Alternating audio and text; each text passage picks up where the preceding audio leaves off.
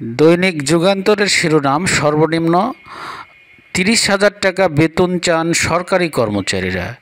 এরপরে রয়েছে দৈনিক ইত্তেফাকের শিরোনাম হচ্ছে, সর্বনিম্ন ৩০,০০০ টাকা বেতন দাবি সরকারি কর্মচারীদের। আজকের পর্বে সরকার কিভাবে বাস্তবায়ন করবে সংক্রান্ত পে স্কেল বাস্তবায়ন করবে সংক্রান্ত আপডেট খবর জানাবো আজকের ভিডিওতে। চলুন আমরা শুরু করি।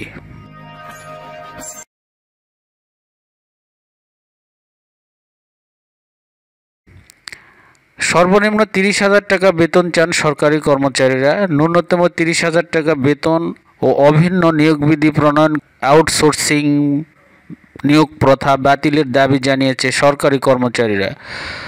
শনিবার রাজধানীর জাতীয় প্রেস ক্লাবে পৃথক সংবাদ সম্মেলনে এসব দাবি জানিয়েছে বাংলাদেশ সরকারি কর্মচারী ফেডারেশন ও বাংলাদেশ চতুর্থ শ্রেণী কর্মচারী সমিতির নেতারা।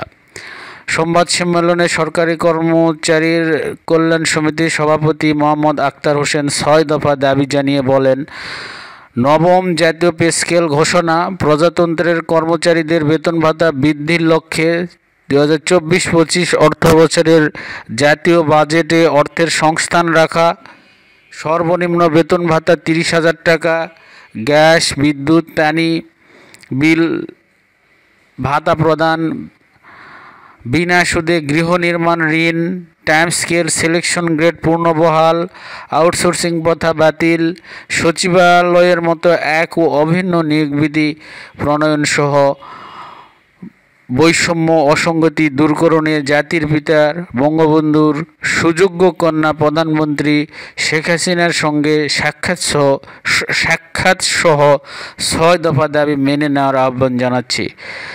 সংবাদ সম্মেলনে বক্তব্য দেন ঢাকা মহানগরের নির্বাহী পরিষদের সাধারণ সম্পাদক শরীফ আবুল বাশার। লিখিত বক্তব্য পাঠ করে কেন্দ্রীয় পরিষদের সাধারণ সম্পাদক মোহাম্মদ খলিলুর রহমান ভূঁইয়া। এছাড়াও বাংলাদেশ চতুর্থ শ্রেণী কর্মচারী সমিতি নবম পে স্কেল ও আউটসোর্সিং প্রথা বাতিল সহ ১০ দফা দাবি জানিয়েছে। সংগঠনটির ১০ দফা দাবি হলো, নবম জাতীয় বেতন কমিশন গঠন করে ১.৫ হারে বেতন স্কেল সর্বনিম্ন ২৫,২০০ টাকা নির্ধারণ করা, আউটসোর্সিং প্রথা বাতিল করে আউটসোর্সিং ও প্রকল্পের নিয়োগকৃত সব জনবল রাজস্ব খাতে স্থানান্তর করা, দ্রব্যমূল্যের ঊর্ধ্বগতির কারণে বর্তমান বাজার দরের সঙ্গে সঙ্গতি রেখে ৪০% মহার্ঘ ভাতা প্রদান করা, বাড়ি ভাড়া ৮০%, চিকিৎসায় ৩,০০০ টাকা, শিক্ষায় ২,০০০ টাকা, যাতায়াত ১৫০০ টাকা, টিফিন ১,০০০ টাকা এবং দোলাই ১,০০০ টাকা নির্ধারণ করা।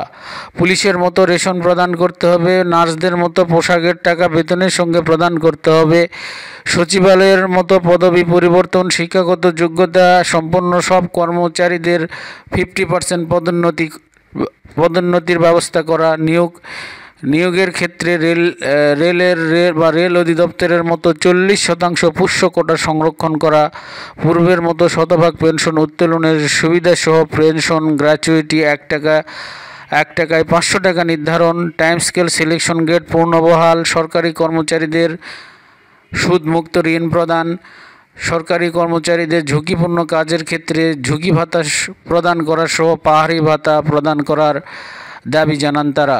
এসব দাবি পূরণে তারা প্রধানমন্ত্রীর হস্তক্ষেপ কামনা করেন।